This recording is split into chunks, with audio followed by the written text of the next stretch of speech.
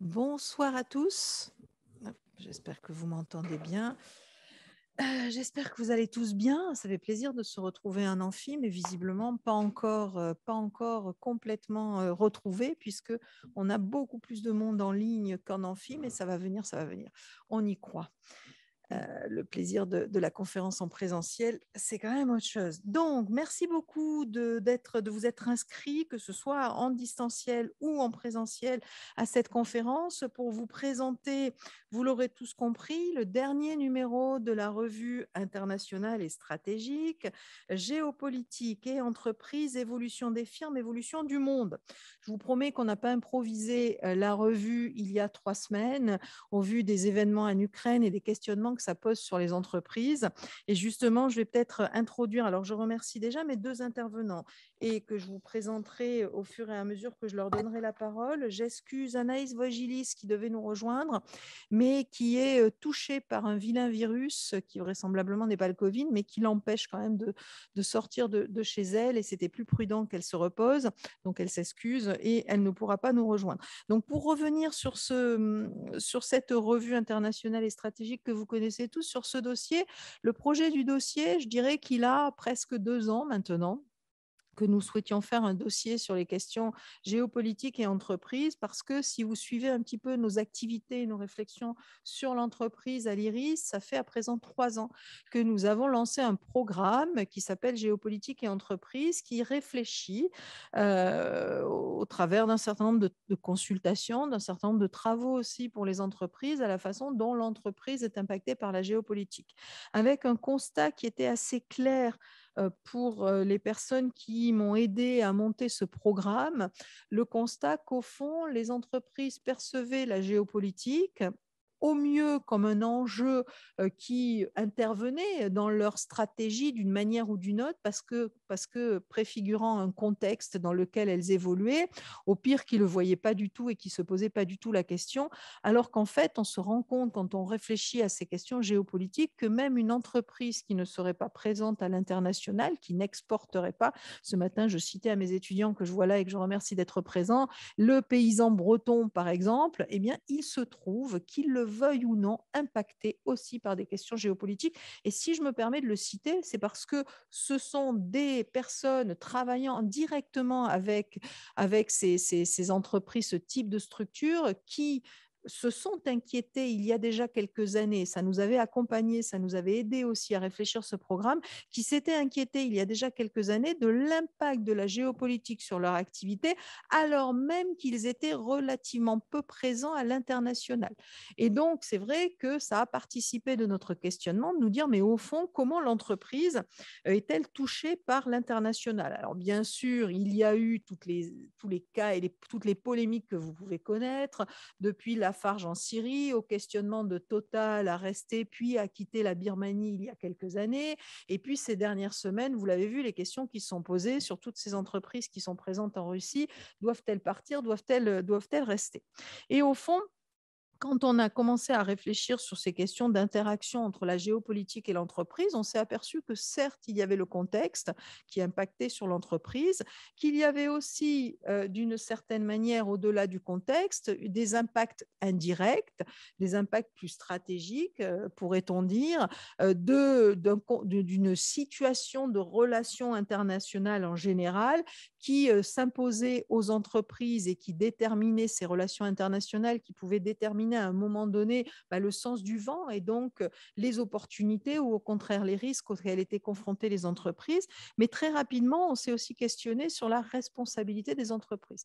Parce qu'au fond, alors pour ma part, j'avais travaillé un petit peu sur les questions de développement durable, sur les questions RSE, et au fond, ce que je trouvais particulièrement questionnant dans la RSE, donc la responsabilité sociale et environnementale des entreprises, pour le peu que j'en avais vu, c'était de m'apercevoir que les entreprises pensaient cette responsabilité un petit peu en interne par rapport à leurs salariés, voire au mieux par rapport à leurs parties prenantes et éventuellement leurs investisseurs, et sous la contrainte soit d'investisseurs, soit de clients, mais réfléchissaient assez peu à l'impact, aux conséquences que pouvait avoir leur activité sur l'environnement et sur un éventuel contexte géopolitique. Or, on s'apercevait qu'en même temps que la mondialisation se développait avec toutes les étapes qu'on a pu connaître ces 50 dernières années, on avait aussi un certain nombre de questionnements sur les effets pervers de cette mondialisation et de fait de l'activité des entreprises. C'était les catastrophes climatiques, c'était la question de la corruption, c'était la question des paradis fiscaux, la question des blanchiments. Donc, il y avait un petit peu en parallèle, quand on regardait tout ça de haut, on voyait en parallèle un développement d'une mondialisation qui était questionnée par d'autres acteurs et par ailleurs sur un certain nombre d'effets pervers de cette mondialisation. Une mondialisation, certes, qui créait des richesses, mais qui avait aussi ses conséquences quelque peu négatives.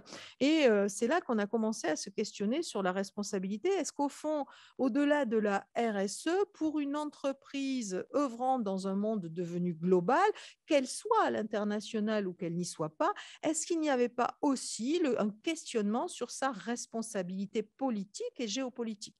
Alors c'est vrai que la question de la responsabilité politique de l'entreprise, ça nous renvoie à d'autres temps où l'entreprise était un acteur politique aussi, aux côtés des États.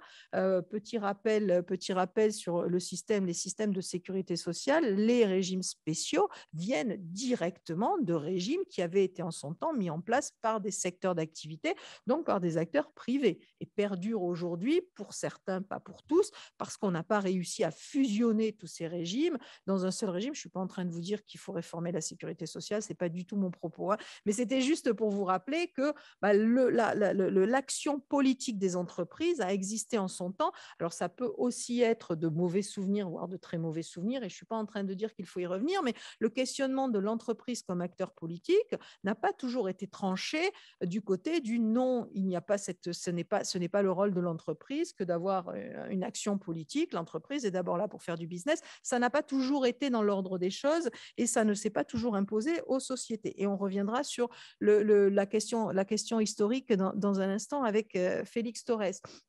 Donc voilà un petit peu tous ces questionnements dans le programme. Alors, quand on a construit notre dossier, on a essayé de balayer toutes ces réflexions et d'aller chercher des experts, chacun dans leur domaine de ces questions, pour nous donner leur propre analyse.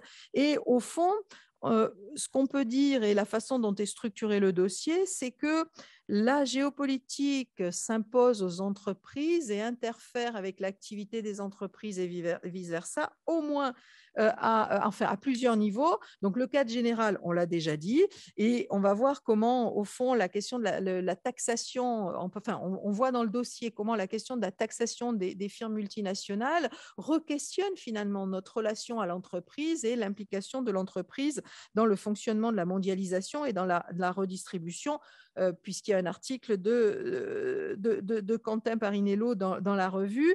Le deuxième élément, c'est le contexte même dans lequel interviennent les entreprises et les risques auxquels elles font face, sur les territoires donnés, les risques, les vulnérabilités, voire à l'extrême les conflits ou les guerres.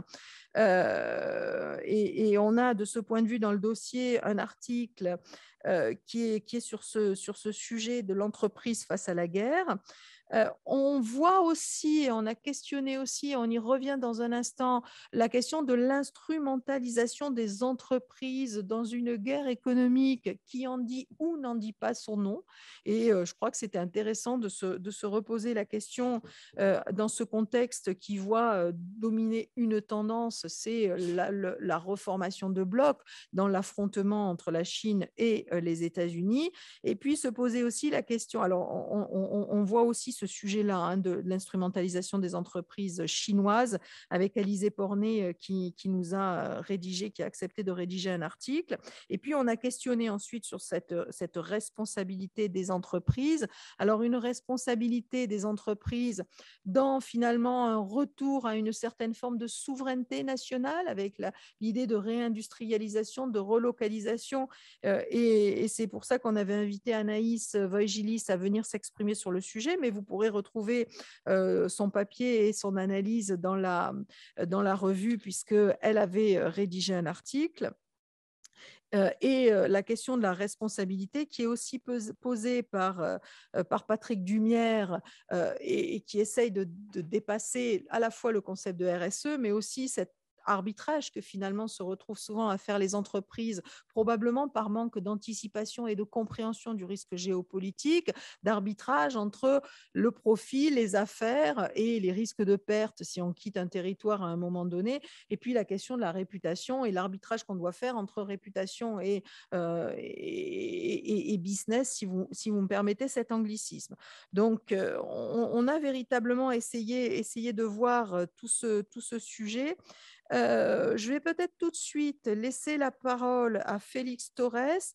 Alors, Félix Torres, vous êtes, que je ne me trompe pas, historien, chercheur HDR, donc habilité à diriger des recherches, associé à Sorbonne Université en histoire économique et des entreprises.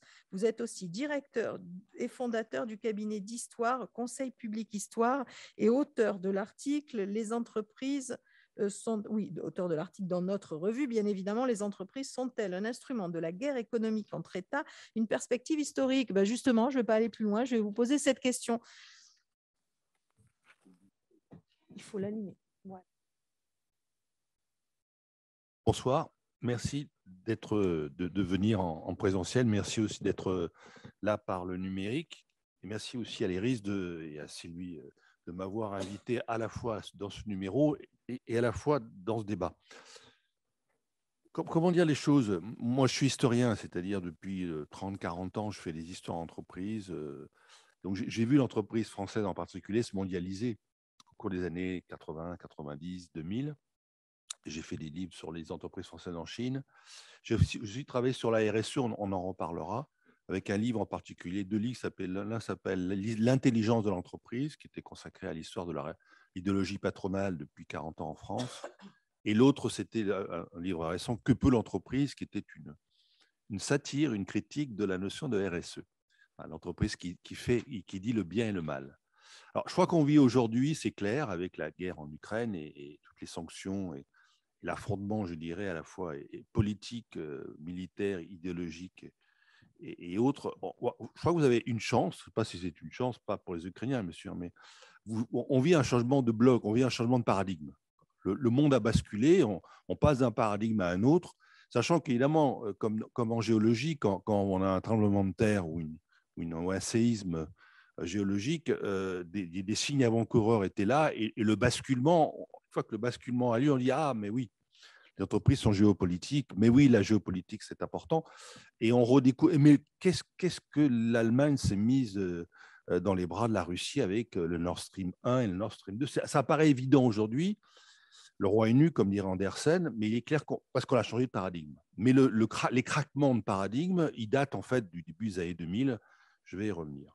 Alors, moi, je suis historien, donc j'ai un peu tendance à voir toutes les choses en changement perpétuel et à dire, oh, ça a déjà eu lieu quand même, là. On réinvente la poudre. Bon, il est clair, moi j'ai distingué à la louche dans l'article de l'Iris 4 grandes époques. L'essor du commerce international et des entreprises multinationales, dont les premières sont les grandes compagnies des Indes, anglaises, néerlandaises, un peu moins françaises, c'est l'ère du mercantilisme, c'est l'ère de la découverte des Amériques, c'est déjà une ère de rapport de force. C'est-à-dire, on a une entreprise, elle n'est pas là pour elle-même, elle relève de la richesse d'un souverain ou d'un État, ce sont d'abord des souverains, et ces États sont en guerre entre eux pour le contrôle des routes, pour le contrôle des marchés, pour le contrôle des plantations à sucre. Bon, les conflits emblématiques, c'est ceux du XVIIIe siècle entre les Pays-Bas et l'Angleterre pour la domination des mers. Donc, on a une première phase, je dirais, coloniale, coloniale au sens mercantiliste du terme, c'est-à-dire le commerce est vu dans un sens unilatéral. Ce que je gagne, tu le perds, et donc je veux récolter le maximum de richesses et de matières premières et d'or ou d'argent, quand c'est le potosi amérindien aux mains de l'Espagne. C'est une guerre, en fait, c'est un conflit. Et cette guerre se prolonge, je vais très vite, bien sûr, on pourra y revenir. Cette guerre se prolonge au XIXe siècle avec le colonialisme moderne et l'impérialisme. L'impérialisme, c'est quoi? Dans les colonies occidentales, Angleterre, France, Allemagne et autres, on a une relation de force, de suggestion aux colonies. le régime du privilège, c'est-à-dire les colonies ne peuvent pas faire ce qu'elles veulent, elles sont soumises à l'exploitation, au pillage, diraient certains. Elles sont aussi obligées d'absorber les cotonnades de la maison mère. Bref, ça a été théorisé par Lénine en le fameux livre L'impérialisme, le stade suprême du capitalisme, et ça aboutit à 14-18. Bon, 14-18, qu'est-ce que c'est au fond? C'est une guerre de blocs, européens principalement. L'Amérique est un peu hors du champ. Et c'est une guerre dans laquelle les entreprises, bien sûr, on est une entreprise allemande, française, britannique, il n'y a pas photo, quoi. L'entreprise est au service d'un objectif de puissance. Alors, connaissant un peu la Chine, même beaucoup la Chine, il y avait un chemin de fer qui partait de Haiphong par Hanoï et qui montait vers le Yunnan, un lieu assez magique pour tout dire. Ce chemin de fer, il visait pour la France à mettre la main sur les provinces à soie de la Chine, hein, le Yunnan et surtout le Sichuan. Et bien sûr, il visait aussi à contrecarrer l'influence anglaise en Birmanie et à Hong Kong. Alors, il y avait une compagnie française qui a d'ailleurs perdu tout l'argent qu'elle a voulu. Il y avait un président de la compagnie qui s'appelait Doumergue. Enfin, il y avait une imbrication des intérêts politiques de l'Indochine française en arrière-fond, bien sûr, une imbrication tellement forte que c'en est aveuglant aujourd'hui.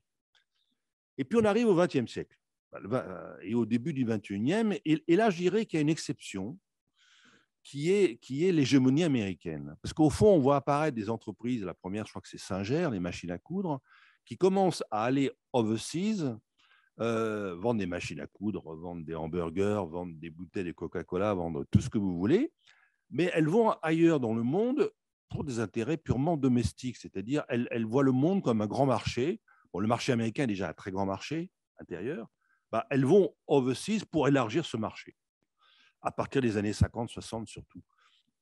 Et cette expansion qui va donner lieu à la fameuse expression firme multinationale, ça a provoqué l'interrogation, la perplexité des États, notamment la France, dans les années 60-70, et puis des historiens et économistes de l'époque qui disent, mais c'est quoi ces firmes multinationales? Elles veulent dominer les États, qui les dirige? Est-ce qu'elles ne vont pas dominer le monde? Leur logique, elle est d'abord économique, part de marché. C'est-à-dire aller trouver des marchés extérieurs quand les nôtres s'épuisent un peu. Alors, j'ai des exemples très précis, on pourra peut-être y revenir sur le nucléaire ou les moteurs d'avion, c'est-à-dire qu'en General Electric ou Westinghouse, ça arrivait dans la France de Pompidou des années 70, fin des années 60-70, elles n'étaient pas du tout accueillies à coups de pierre, hein, non, non. Au contraire, ça discutait, les présidents de GE rencontraient directement le président de la République qui disait venez vous installer chez nous et puis venez prendre une partie de notre industrie électromécanique. Puis bon, à un moment donné, les ambitions américaines sont un peu excessives et j'en ai parlé avec un conseiller de Pompidou qui s'appelait Eisenberg et il se pose la question de se dire mais dans quelle mesure on doit donner ou vendre une partie de notre, c'est des sujets extrêmement actuels, une partie de notre industrie nationale aux Américains. Et donc, ils échafaudent une doctrine alors qu'il n'y en avait pas. Et donc, on voit apparaître l'idée de dire que quelque part, nous aussi, nous avons une industrie nationale qui, bien sûr, a vocation à aller au-delà des frontières, et donc à entrer en rivalité avec l'industrie américaine. Donc, le jeu devient un peu plus compliqué, un peu moins innocent. À partir des années 80, on a un phénomène quand même qui est massif, qui est quand même un des grands phénomènes majeurs de l'histoire mondiale, c'est la mondialisation, qui est la deuxième. Je vous rappelle que la première avait eu lieu au 19e siècle, entre 1860 et 1914. Elle s'épuise un peu avant 14 déjà, mais bon, il y en a une première, là c'est la deuxième, qui commence bien avant alors elle commence avant la chute du mur de Berlin, la deuxième mondialisation, avec la déréglementation, la dérégulation, la containerisation du monde, tout ça a été abondamment décrit. Mais au fond, cette mondialisation qui va générer des entreprises géantes, françaises, américaines, un peu moins allemandes, chinoises et autres, globales. C'est-à-dire qu'elles conçoivent non pas le monde comme une extension de leur marché domestique, mais elles se projettent dans le monde et donc elles reconfigurent leur chaîne de valeur, bien sûr, entièrement en disant, bon, l'exemple le plus achevé, c'est Apple, bien sûr, qui, bien sûr, a des centres de recherche partout dans le monde et notamment en Californie, qui conçoit des objets pour le monde entier et qui les fabrique entre Taïwan, la Chine, Foxconn, qui les distribue partout dans le monde, dans des Apple Store, etc. Bon, on est tellement immergé dans cette éco-business global qu'on ne le voit plus. Mais il est clair que quelque part, la réflexion d'Apple, comme de tous les grands groupes mondiaux, les firmes globales, qui ne sont plus des firmes multinationales, mais des firmes globales, c'est que quelque part, le monde est devenu leur marché. Et là, il y a quelque part, on pourrait appeler ça une utopie. Alors, ce qu'on appelle la mondialisation heureuse, c'est une utopie. Alors, il y a un livre de Thomas Friedman qu'on peut citer à bout de champ, mais La Terre est plate, The World is Flat. Il avait raison quelque part. Quelque part, bon, on va prendre notre gaz en Russie, quoi. Nous qui sommes européens et notamment allemands, bah, on fait un grand tuyau, on va prendre le gaz en Russie. Alors, les Russes ne savent pas fabriquer des machines-outils ou tout ce que l'Allemagne, pour être un peu schématique, sait fabriquer. On va vous vendre ça, comme l'Allemagne vend également ça à la Chine. Et puis vous, Russes, comme vous ne savez que nous vendons des matières premières, bah, on branche en robinet, quoi. Voilà. C'est ce qu'on appelle la division du travail. Hein. Alors, je dirais la mondialisation, c'est une fantastique illustration de la théorie de Ricardo, améliorée bien sûr par le concept HOS, qui est l'échange comparatif, quoi, les avantages comparatifs. La mondialisation, c'est une distribution globale sur la planète de l'avantage comparatif, qui a quand même sorti beaucoup de pays du sous-développement, notion qui a un peu disparu d'ailleurs au profit de la notion de pays émergents. Et donc, il y a une utopie. Bah, cette utopie, elle est politique. Avec la chute du mur de Berlin, on s'imagine que tous les pays du monde ont vocation à devenir de gigantesques marchés et que la planète n'est qu'un marché. Alors, on baisse les tarifs douaniers, hein, c'est toute les trains des GATT jusqu'à celui de Doha, avec la création de l'OMC, et puis toute une série de règles qui visent à abaisser les barrières de l'échange. Il n'y a plus de mur, si on veut. Bah, quelque part, ça aurait pu marcher. Ça a failli marcher. Et quand on voit le monde tel qu'il est pensé par les Clinton, hein, par Bill Clinton aux États-Unis à la fin des années 1990, on y est presque. Hein. Et moi, beaucoup d'entreprises françaises m'avaient dit, on a vu s'ouvrir je pensais au groupe SEB dont j'ai fait l'histoire, on a vu s'ouvrir des marchés russes, on a vu s'ouvrir des marchés chinois. On allait vers des marchés dont on n'avait aucune idée qu'ils pouvaient s'ouvrir. Et parallèlement, ne l'oublions pas, c'est un peu une des raisons de la désindustrialisation française, c'est le fait que quelque part, le marché français était quand même un marché mature, hein, déclinant. Donc, quelque part, il fallait trouver des relais de croissance ailleurs. Or, cette utopie politique, elle commence à s'enrayer à partir des années 2000. Le monde n'est pas plat, il est bosselé. Il y a des écueils, il y a des collines. Moi, j'appelle ça, il est visqueux. Hein. Le monde est visqueux, il est épais. Hein. C'est-à-dire, il y a une mondialisation épaisse. Elle n'est pas fluide, la mondialisation. Moi, j'avais été beaucoup frappé, allant beaucoup en Chine à partir des années 2000. C'était quand même un pays communiste de marché, comme on dit pudiquement. Elle rentrait dans l'échange. Bon, chacun sait, la Chine est devenue l'atelier du monde. Mais clairement, les entreprises européennes, occidentales qui allaient en Chine n'avaient pas accès à tout le marché chinois. Il y avait des secteurs qui leur étaient interdits, notamment la banque en particulier, ou d'autres, l'énergie, ou très, très réglementés. Donc, il n'y avait pas une équité parfaite. Et chacun sait, bon, on a beaucoup critiqué la Chine en disant, oui, la Chine est entrée dans l'OMC en 2001, elle se moque des Occidentaux, vous êtes là pour vous faire tondre. Mais il y avait une ambiguïté de dire, cette Chine communiste dirigée par un État centralisateur fort et non libéral, autoritaire, avant même l'arrivée de Xi Jinping, est-ce qu'elle a vocation de devenir un simple grand marché comme nous? Donc, il y avait une interrogation sur qu'est-ce qui régule ce grand marché global de la planète. Et au fond, on s'en est aperçu quand cette grande veilleuse, quand cette grande tutelle bienveillante s'est affaiblie. Pour qu'il y ait mondialisation, il faut qu'il y ait une puissance tutélaire. C'était l'Angleterre, c'est la Grande-Bretagne au 19e siècle, pardon. C'était les États-Unis au 20e siècle. Ceux qui font l'échange, ceux qui garantissaient l'échange, dans le multilatéralisme, ceux qui ont lancé le GATT, ceux qui ont créé la Banque mondiale, ceux dont la monnaie s'appelle le dollar, etc., c'était la puissance tutélaire du marché global, sans limite, et je dirais sans politique au fond, où il n'y avait que des multinationales ou des firmes globales, et avec des régulations qui étaient les marchés mondiaux, Wall Street, Chicago, Paris ou Francfort, etc. Et donc, on a vu apparaître à partir des années 2000 un affaiblissement de la puissance tutélaire, ce qu'on appelait l'hyperpuissance. On a vu apparaître un affaiblissement avec une série de craquements, c'est-à-dire la Chine est devenue, à partir des années 2000, l'arrivée de Xi Jinping au pouvoir, 2012-2015, un rival systémique. Un rival systémique. Voilà. On a vu que clairement, les intérêts de la Chine dans la globalisation ne correspondaient plus tout à fait. Moi, je me rappelle avoir présenté les routes de la soie en 2000 2014-2015 de façon extrêmement euphorique en disant c'est génial, les routes de la soie. Puis finalement, aujourd'hui, on sait que les routes de la soie, elles ont une contrepartie hégémonique chinoise, bien sûr. Donc, vous voyez, premier point. Le deuxième point, c'est la Russie. Bon, on va pas revenir sur la Russie, mais il est clair que la Russie se raidit à partir des années 2007-2008. Hein, puis ce sera bien sûr l'invasion de la Crimée et du Donbass, une partie du Donbass. Donc, on voit que clairement la mondialisation comme une utopie économique heureuse et sans frontières, elle s'enraye. Les rivalités politiques font retour, comme elles existaient avant 1914. Elles font retour parce que les États-Unis ne sont plus la puissance hégémonique dominante qu'ils étaient depuis la guerre du Golfe, hein, l'invasion en Irak. Il est clair aussi que les classes moyennes, j'en fais des idées reçues, bien sûr, mais les classes moyennes, les classes populaires, les cols bleus, les cols bleus, les cols blancs, un peu partout sur la planète, notamment aux États-Unis, dans la Rust Belt et puis en France et ailleurs, commencent à grogner contre la mondialisation en disant bon, ça c'est formidable, mais où sont les nouveaux emplois? Et nous, on a perdu nos jobs et on va arriver des produits chinois, etc., etc. Donc, clairement, le multilatéralisme un peu très implicite quand même, qui a dominé, je veux dire, des années 80 aux années 2000, 2008, et même au-delà. Je crois que le tournant, c'est le Brexit. Hein. Le Brexit, l'élection de Trump, puis maintenant, mais sur la guerre, l'affirmation de la Chine et bien sûr la conflictualité de la Russie, on voit un nouveau paradigme se mettre en place, beaucoup plus heurté, beaucoup plus militaire et politique.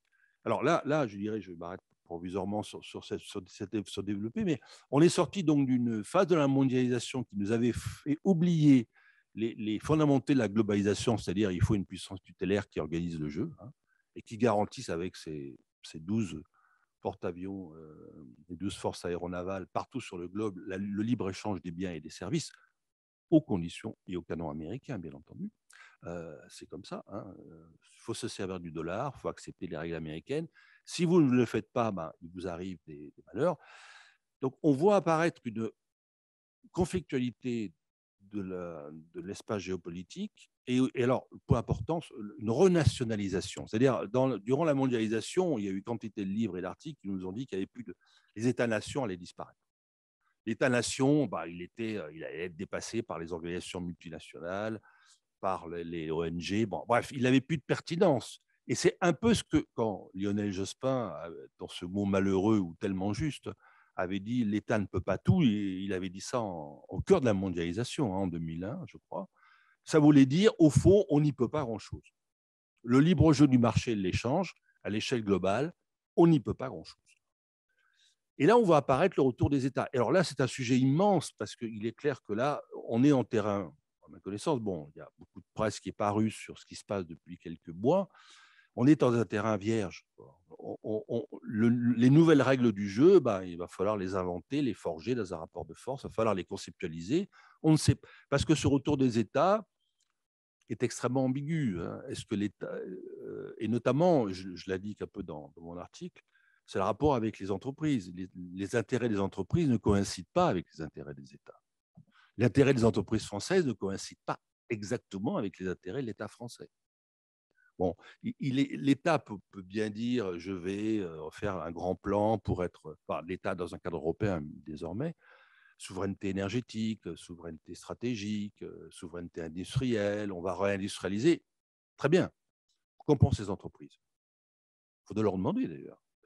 Et là, je vous dirais que ce retour de l'État-nation, oui, dans une certaine mesure, parce que les États ont des intérêts, mais les entreprises aussi ont des intérêts. Et les sociétés civiles ont des intérêts, et les marchés ont des intérêts. Donc, on est rentré dans une phase très excitante et très grisante qui est finalement, il n'y a plus d'arbitre. C'est un peu un pêle-mêle. Et on va voir comment j'entendais quelqu'un qui parlait à propos des élections présidentielles, premier tour d'hier, c'était Jérôme Fourquet, là, le très pertinent Jérôme Fourquet, disait oui, on est dans une phase de décomposition, recomposition du système politique depuis 2017, et ce n'est pas terminé. Je pense que c'est la même chose au niveau géopolitique, au niveau géoéconomique. On est dans une phase de décomposition, recomposition. Elle n'est pas terminée. Et prenons le seul exemple des relations avec la Chine et des entreprises françaises, européennes et autres en Chine. Comment ça va évoluer, vu ce que la Chine est en ce moment, on ne sait pas. On ne sait pas. Comment, une fois la poussière de la guerre en Ukraine retombée, les choses vont évoluer, notamment comment l'Europe va se construire comme acteur politique, géopolitique, industriel. On ne sait pas. Donc c'est un fantastique jeu de Lego qui aujourd'hui est en train de se recomposer sous nos yeux. Mais il est clair qu'on est sorti de la mondialisation heureuse ou de la mondialisation, je dirais, l'utopie de la mondialisation économique qui était le nôtre. Je terminerai quand même sur ce point. Je ne crois pas à la notion de démondialisation et à ceux qui nous disent que c'est la fin de la mondialisation. Les interdépendances sont trop fortes pour que il faut bien aller chercher les matières premières ailleurs, il faut bien aller vendre ses produits ailleurs que sur ces marchés, toute l'ambiguïté du produit en français. Et alors la question, elle est comment on va organiser des interdépendances, sans doute au sein de blocs régionaux, avec des gens avec qui on partage, avec des acteurs avec qui on partage les mêmes valeurs, les mêmes règles de droit, de dire bon, nous on investit chez vous, on est sûr qu'on n'aura pas l'entreprise confisquée ou comme en Russie ou ailleurs. Donc clairement, on va avoir une diffraction de la mondialisation, et il est clair que l'enjeu c'est pas seulement deux blocs, l'Occident versus la Chine, Russie, c'est 4 blocs au fond. Hein. Il y a le bloc asiatique hein, qui n'est pas absolument pas aligné sur la Chine, contrairement à ce qu'on pourrait croire. Et puis, il y a bien sûr tout le bloc africain, américain du Sud. Donc, clairement, le futur de la mondialisation, notamment à l'occidental, si on veut, ça va être qui va gagner ces blocs, entre guillemets, périphériques, ou ces blocs qui ne sont pas les deux blocs de l'affrontement, et comment vont se négocier les rapports de force, mais aussi les rapports de dépendance et de relations économiques et d'échanges. Donc, c'est un maelstrom fascinant, sous nos yeux. Et on n'a même pas évoqué les défis qui se posent à tous ces blocs et à toutes ces confrontations de blocs et qui nous imposent encore un nouveau paradigme. Mais on y reviendra dans un instant. Donc là, on s'est questionné sur l'instrumentalisation des entreprises. Certains pourraient réagir et me dire, mais attendez, si on regarde l'histoire, et c'est un vrai débat en économie et sur ces questions, eh bien, n'est-ce pas, est-ce que ce ne sont pas plutôt les entreprises qui ont instrumentalisé les États au service de leurs intérêts?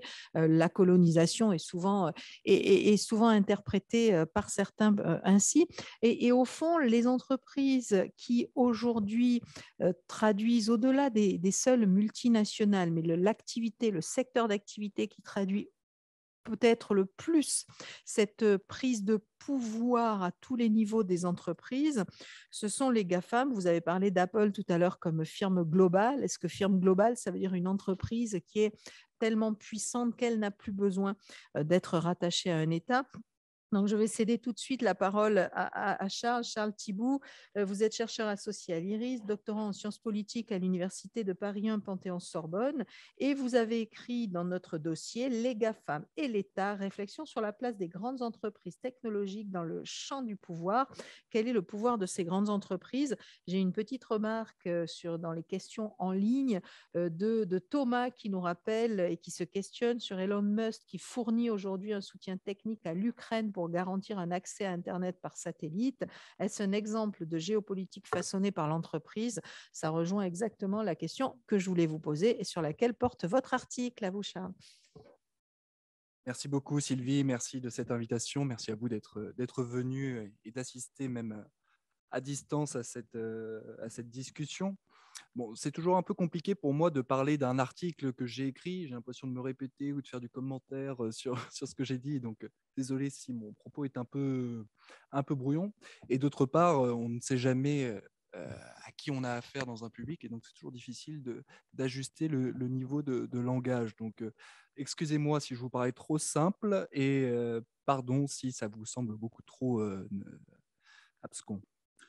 Alors, moi, le propos de mon article, c'était d'abord de revenir et de remettre un petit peu en cause cette tendance au sensationnalisme qu'on voit beaucoup dans les médias à propos des GAFAM, qui seraient devenus précisément ces puissances mondiales, des acteurs qui seraient devenus plus puissants que les principaux États ou que certains États. Et effectivement, les médias disent ça, mais certains dirigeants gouvernementaux le disent aussi. Les États-Unis, le renseignement américain a produit un rapport l'année dernière, le Global Trends 2040, expliquant qu'effectivement, les grandes entreprises technologiques, les entreprises technologiques superstars, disent-ils, seraient en mesure de rivaliser, voire de contourner les États dans un certain nombre de domaines, et notamment dans le spatial et le cyberespace.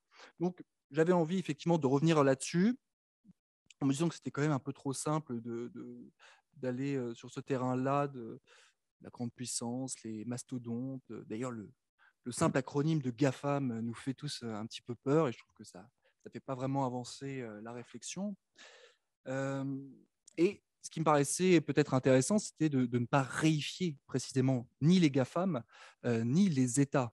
Quand on parle des GAFAM, on a 5 entreprises auxquelles il faudrait ajouter une multitude d'autres, Airbnb, Uber, Tesla, effectivement, mais aussi d'autres entreprises plus anciennes, Intel, IBM, etc. Et à l'intérieur de ces entreprises, vous avez aussi voilà, des catégories de personnes, d'employés, de salariés, des actionnaires, différentes directions, départements, qui ne sont pas forcément d'accord tous sur la ligne à adopter. Et parfois, on le voit effectivement émerger dans la presse quand vous avez tant d'employés de Google qui protestent contre le partenariat entre leur entreprise et le département de la Défense, par exemple. Bon, là, on voit qu'effectivement, il y a des accords au sein de l'entreprise. Même chose quand Facebook ou Google, encore une fois, proposent ou développent des services à destination de la Chine pour faire en sorte que leur moteur de recherche ou leur plateforme de réseau social correspondent aux critères sensoriaux du régime communiste. On voit bien que bon, c'est extrêmement compliqué. Évidemment, je n'ai pas résolu le problème avec un article de 10 pages, mais c'est pour ça que je parle d'une réflexion sur la place de ces grandes entreprises technologiques dans le champ du pouvoir. C'est bien voilà, l'idée qu'il faut s'arrêter un instant sur ces entreprises et comprendre qu'elles ne sont pas un bloc monolithique qu'on pourrait comme ça envisager de manière uniforme. Et je me sers donc effectivement de cette notion bourdieusienne de champ du pouvoir. Alors peut-être que ça ne dira pas grand-chose à certains d'entre vous, mais l'idée c'est précisément cela, c'est de dire que l'État en tant que tel n'existe pas. J'avais un prof de politique publique qui nous avait dit un jour, vous savez, dans un processus décisionnel, les États-Unis, c'était son exemple, n'existent pas. Vous avez différentes administrations, à l'intérieur des administrations, des conflits, des antagonismes. Vous ne pouvez pas résumer ça à les États-Unis ont décidé que. Ça n'a pas de sens. Le concept du champ du pouvoir, ça permet aussi d'aller dans ce sens-là. Pour le faire simple, et désolé pour les spécialistes qui m'en voudront après cette explication trop rapide, pour Bourdieu, le champ du pouvoir, qu'est-ce que c'est? C'est simplement l'élite dirigeante du monde économique, du monde politique, du monde bureaucratique, du monde culturel, etc., qui forme un cercle, disons, un cercle qui est teinté d'alliances parfois, de conflits quelquefois aussi, bref, et qui sont en lutte chacun de leur côté pour avoir le plus de pouvoir possible, et notamment avoir du pouvoir sur l'État, parce que l'État, c'est vraiment en fait l'enjeu prééminent de leur conflit. Ce que j'ai, en utilisant ça, ce que j'ai bien voulu montrer, c'est qu'effectivement, il y a de la part de ces GAFAM, en tout cas pour un certain nombre d'entre elles, et avec toutes les précautions oratoires que je viens de prendre, l'intention d'utiliser en tout cas les moyens fournis par les structures étatiques pour avancer leurs intérêts un peu partout dans le monde. Les intérêts avant tout commerciaux, économiques, évidemment, qui sont d'ouvrir de nouveaux marchés, en particulier dans le domaine technologique, et puis parfois aussi avec une certaine vision politique du monde, une certaine idéologie libertaire, libertarienne, qui consisterait à penser qu'effectivement, on devrait supprimer les États-nations parce que c'est des empêcheurs de tourner en rond et qu'il vaudrait mieux, à la place, créer un marché mondial sans frontières où les personnes communiqueraient sans aucune contrainte et les marchandises, bien sûr, pourraient circuler sans contrainte non plus. Voilà un petit peu l'idée. L'un des enjeux, moi, que j'avais pointé un petit peu dans mon article, c'était peut-être de contribuer effectivement à ce grand débat qu'il y a alors, du côté des relations internationales, en particulier sur la désétatisation des relations internationales. C'est de se dire qu'effectivement, ces relations internationales sont souvent vues sous le prisme dit réaliste, dans la théorie réaliste des relations internationales, c'est-à-dire qu'en fait, on pense souvent les relations internationales comme une arène où des États, des gladiateurs se battraient les uns contre les autres, et finalement laisserait les autres acteurs non étatiques un peu de côté comme étant finalement des acteurs secondaires sans réelle importance.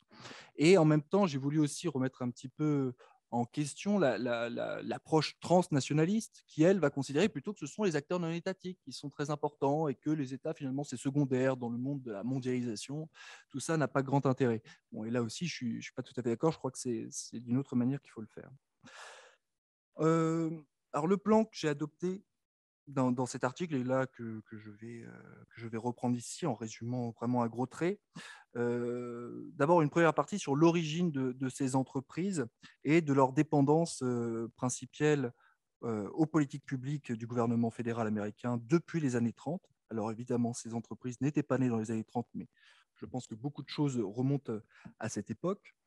La deuxième partie tient à une restitution des grands schémas de la relation partenariale entre ces entreprises et l'État fédéral américain.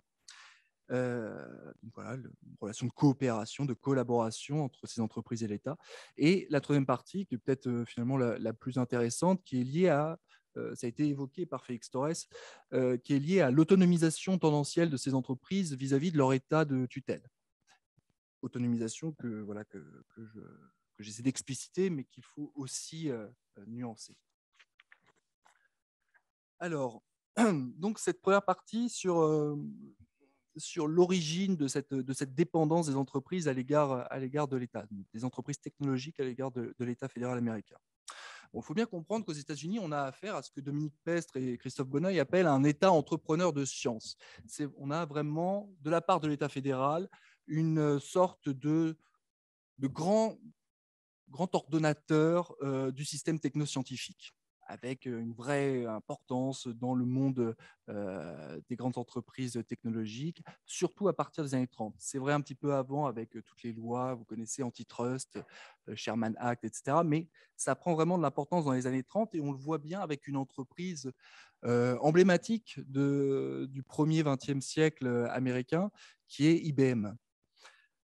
IBM, c'est une petite entreprise jusqu'aux années 30, relative petite entreprise, mais qui va exploser en termes de chiffre d'affaires, de bénéfices, avec la présidence Roosevelt et notamment le Social Security Act, qui va permettre à l'entreprise de dégager des bénéfices extrêmement importants, qui vont devenir d'autant plus importants avec la Seconde Guerre mondiale, puisque IBM va devenir l'un des principaux fournisseurs de l'armée, notamment en système de calcul de trajectoire de tir pour l'US Navy, ce qui fait que son bénéfice net entre 1940 et 1945 va presque tripler. Et donc, les GAFAM font partie finalement de cette histoire du développement technologique sous ordination étatique. Il y a quelqu'un qui en parle assez bien, enfin qui en parle même très très bien, c'est l'économiste américaine Mariana Mazzucato, je crois qu'elle est américaine, qui l'explique bien dans le cas d'Apple précisément. Ce qu'elle dit, c'est que finalement, Apple, qu'est-ce que c'est ? C'est le tributaire, c'est le récipiendaire de grands programmes technologiques nés dans le secteur public et en particulier dans le secteur de la défense. Elle prend l'exemple d'un iPhone ou d'un iPad. Qu'est-ce qu'il faut pour qu'il marche ? Il faut Internet. Bon, Internet, ça procède du programme ARPANET, un programme donc de recherche initié par l'Advanced Research Projects Agency, l'ancêtre de la DARPA, c'est-à-dire l'agence de recherche et développement de l'armée américaine. L'iPhone, l'iPad sont aussi tributaires du GPS. Le GPS, pareil, ça vient d'un programme Navstar, qui est un programme de l'US Army. L'écran tactile, ce n'est pas un programme direct de l'armée américaine, c'est le résultat d'une entreprise dont j'ai oublié le nom, qui a été fondée par un professeur de l'université publique du Delaware et de son doctorant, dont la thèse était financée par la CIA. Siri, l'assistant vocal que vous connaissez tous, je pense, est lui-même en fait le produit dérivé d'un programme d'intelligence artificielle de la DARPA. Bon, tout ça pour dire que vous avez l'État qui a fourni une sorte d'infrastructure essentielle à ces grandes entreprises pour qu'elles puissent ensuite prospérer. Et il ne s'en est pas tenu à des aspects purement technologiques ou scientifiques. Il a aussi, avec sa législation, permis à ces entreprises de se développer en réduisant notamment très drastiquement la portée des lois antitrust à partir des années 80 sous Reagan, en favorisant la brevetabilité des logiciels, en permettant notamment aux ingénieurs du secteur militaire de se reconvertir dans le civil à l'issue de la guerre froide. Bref, l'État a joué un rôle extrêmement important dans le développement de ces entreprises avant même qu'elles naissent, d'une certaine manière. Et puis, il faut bien comprendre qu'aussi, qu'en toile de fond, on est, à partir des années 80-90, lorsque ces entreprises naissent ou émergent ou se développent, dans le contexte d'un grand tournant néolibéral des politiques publiques et néo-managérial. Ce qui fait que, petit à petit, ce qui va arriver au sein de l'administration, c'est l'idée que le privé fait de toute façon mieux que le public. En règle générale, il y a des exceptions, mais c'est un changement de paradigme tout à fait fondamentale. Et puis, va s'ajouter à cela l'idée que les nouvelles technologies peuvent permettre à l'État de faire beaucoup d'économies et d'être beaucoup plus efficace dans tout un tas de domaines. Ce qui va être le cas en particulier en matière de défense et de renseignement. Quand on arrive dans les années 90, la possibilité d'une menace conventionnelle, c'est-à-dire d'un affrontement interétatique entre les États-Unis et un autre État, disparaît à peu près. L'URSS est incapable de faire quoi que ce soit. La Chine n'est pas encore l'État qu'on connaît aujourd'hui. La principale menace devient le terrorisme, c'est-à-dire en fait un ennemi qui est invisible, qui est diffus et qui est très difficile à déceler. Et là, à ce moment-là, les technologies de l'information et de la communication vont jouer un rôle extrêmement important pour le renseignement et la défense, pour pouvoir juste précisément collecter des informations, des données, les stocker et les traiter le plus rapidement possible et essayer de trouver des indices sur la présence et sur les activités de ces groupes terroristes épars. Et on va avoir effectivement des structures liées à l'État fédéral qui vont pousser au développement d'entreprises dans ce sens-là. Il y a plein d'exemples de structures de la sorte. Je pense notamment à In-Q-Tel, que vous connaissez peut-être pour certains d'entre vous, qui est le fonds capital risque de la CIA et qui a notamment permis le financement d'une entreprise qui s'appelle Keyhole, qui va donner le produit, ce qui deviendra le produit Google Earth, puisque un an après le financement de cette entreprise par In-Q-Tel, elle est rachetée par Google et son produit phare va devenir Google Earth. Deuxième partie, Sylvie, tu m'arrêtes quand tu veux. Hein. Deuxième partie, donc là, ça concerne finalement cette solidarité organique qui se crée, qui se développe entre les GAFAM et l'administration fédérale. J'ai parlé un petit peu effectivement de ce contexte de fin de guerre froide, du besoin de l'État en technologie de l'information. Il se trouve que c'est la recherche à laquelle je me suis prêté, quand on regarde les contrats passés entre les GAFAM et l'État fédéral, il y a le poids écrasant de l'armée, qui est assez monstrueux. 80% en fait, des contrats gouvernementaux des GAFAM ont été passés avec le département de la Défense, jusqu'à aujourd'hui. Ça commence en 1984 avec Apple et puis ça se poursuit. Je dis les GAFAM, c'est à gros traits, parce qu'en fait, c'est principalement Microsoft. Microsoft est l'entreprise qui capte le plus de contrats avec le gouvernement depuis les années 80. Ça reste malgré tout quelque chose d'extrêmement infime dans la richesse de ces entreprises. Pour Microsoft, par exemple, c'est que 0,5% de son chiffre d'affaires, ces contrats gouvernementaux. Ce n'est pas grand-chose. Le plus important, c'est la relation partenariale qui va se nouer entre ces entreprises et l'armée en particulier, ce lien de confiance et finalement ce lien de dépendance ou d'interdépendance entre les deux.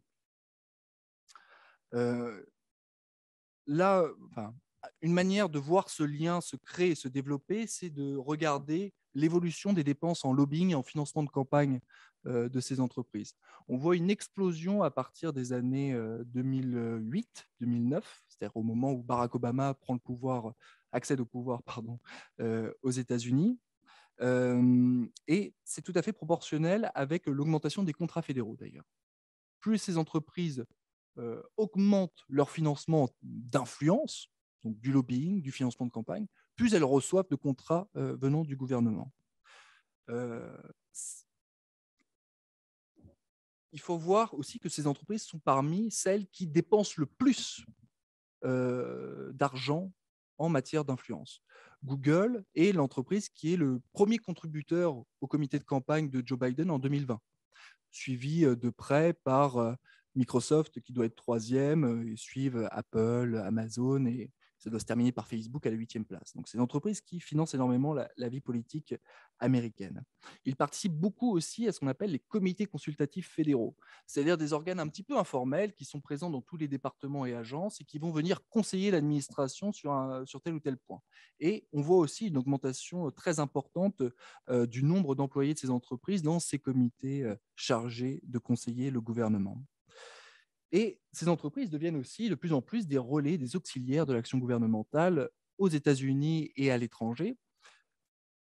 Le cas emblématique, c'est évidemment l'affaire Snowden, enfin, ce que nous a révélé l'affaire Snowden, avec notamment le programme PRISM de la NSA, l'agence de renseignement électronique de l'armée américaine, montrant que finalement, toutes ces entreprises, Amazon mis à part, en tout cas ça n'a jamais été documenté, toutes ces entreprises offraient, alors volontairement ou pas, consciemment ou pas, il y a un grand débat là-dessus, mais donner la possibilité en tout cas à la NSA d'accéder directement à leur serveur, où qu'ils se situent, donc avec toutes les données qu'il y avait dedans. Source de renseignement, évidemment, énorme, vous vous en doutez. Ce qui s'est passé en fait à partir des années 2000, sans doute que ça devait exister un petit peu avant, mais j'ai pas pu le documenter, c'est vraiment une sorte de deal entre ces entreprises et le gouvernement. C'est d'un côté, donnez-nous vos technologies, parce qu'on va s'en servir dans tout un tas de domaines, et en particulier dans le domaine militaire et du renseignement, et en échange, on va vous aider, vous, à vous développer à l'étranger. Et on le voit très très bien avec l'organisation de délégations technologiques qui sont organisées par le département d'État au début des années 2010, à la fin des années 2000, où finalement la diplomatie d'État comprend en parallèle une diplomatie économique d'entreprise qui s'interpénètrent les deux et qui vont arriver finalement à des résultats qui favorisent les deux parties. Malgré tout ça, ce que l'on voit, c'est aussi une forme de hiatus, d'une certaine manière, entre ces entreprises et leur état de tutelle. Ce hiatus, il s'est accru, en tout cas, il a connu deux phases d'expansion assez importantes. C'est évidemment l'affaire Snowden, parce que ça a menacé l'expansion commerciale de ces entreprises un peu partout dans le monde. Je rappelle que l'affaire Snowden, ça a quand même contribué fortement au passage du RGPD en Europe. C'était un projet qui était déjà en cours auparavant, mais sans doute qu'il n'aurait pas été aussi contraignant pour les entreprises s'il n'y avait pas eu cette affaire.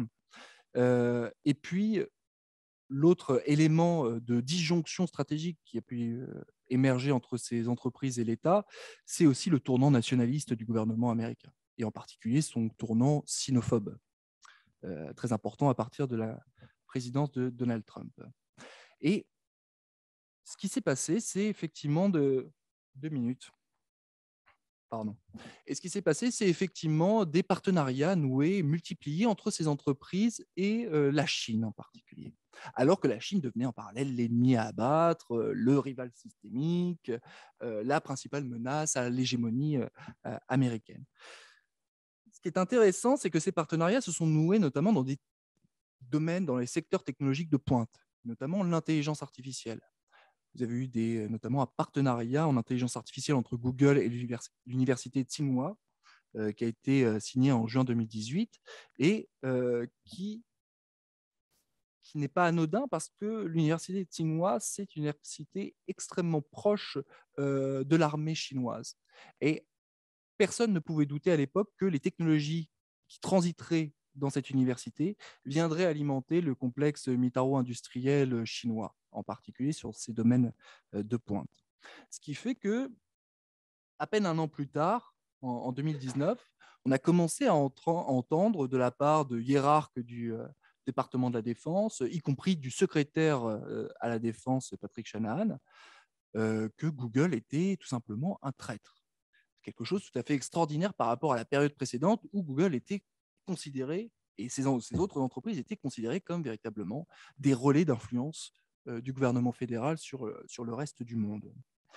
Et on est donc effectivement dans une sorte de période charnière où ces entreprises continuent de dépendre pour tout un tas de raisons de leur état de tutelle et qui en même temps se voient bridées dans leur développement par cet état qui vire au nationalisme alors qu'il s'était toujours montré relativement libéral, même avec toutes les...